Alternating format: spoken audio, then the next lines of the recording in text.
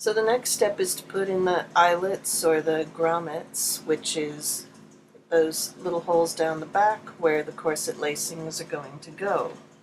And the instructions say to stay stitched right next to the center back seam, which I've done, then stitch 3/8 inch away from that for the first boning channel, then stitch a 1/2 inch away from that to allow room for the grommets, and stitch 3/8 inch away once again for the second boning channel.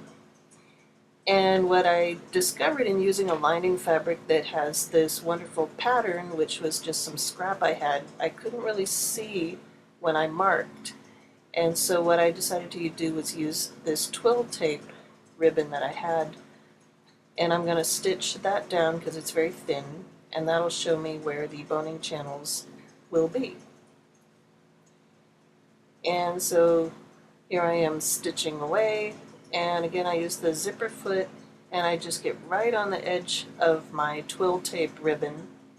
And again, I'm not using the twill tape as something where I'm going to put the corset bones into. Those are just sort of helping me keep my eyes straight so that I know I'm sewing on a straight line, because it's very hard to mark the fabric that has this very intense pattern and all these lines, which I couldn't depend on the lines being the lines that I wanted them to be. And I sped up the video a little bit so you get the idea. So now here I have the stitched boning channels, and between my fashion fabric and the lining, and it does make these channels where the bones are going to go eventually. But first we have to put in the grommets. And I mail ordered these. They're very high quality. They come in 2 parts. And for measuring where the holes go, I have this graph paper that I pasted to cardboard, and I marked, here's a series of holes, either a 1/2 inch apart or 3/8 inch apart.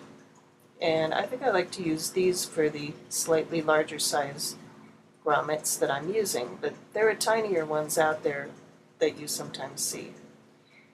So I put the cardboard with the holes punched in it on my fabric, and I just use a piece of chalk. It could either be tailor's chalk or just regular cardboard, chalkboard chalk. And I mark where my holes are, and that's where I'm going to poke the holes to make the grommets. And as a kind of a sidebar, when I have all the other pieces that go on the side of the corset, I use these office supplies stick-on dots just to keep track of which piece is which, and what's the top and what's the bottom. And on the wrong side I've marked where the the notches line up. Anyway, these are the grommets. There's a top half and a bottom half, and this is what's called the grommet die, which is a tool I also mail ordered. And that's my awl, which I use to poke the holes, and a chopstick, which I use to help widen the holes, and my handy little tack hammer, which is a very light hammer. Some people use a rubber mallet, but I found I like using that one. And this is a glove that just helps my hands when I'm handling all this stuff. So I start with the awl, and what I'm doing is not really like cutting a hole or punching a hole. I'm kind of prying a hole in there, just sort of getting the threads to ease apart, which is easier said than done on this satin side because there aren't really threads. It's more of a plasticky type of fabric. And it takes a little patience to just pry the threads open so you're not having any split threads or broken threads that are going to fray and come apart later. And as soon as my awl gets it about as wide as it'll go, I go to my chopstick, and then I keep this is a Japanese style chopstick, so it's narrow at the tip and it gets wider towards the middle, and that gives me about the width that I like to have for putting a grommet through. And what I do is I take the top half of the grommet, which has a little more higher part of it, looks like a little miniature top hat.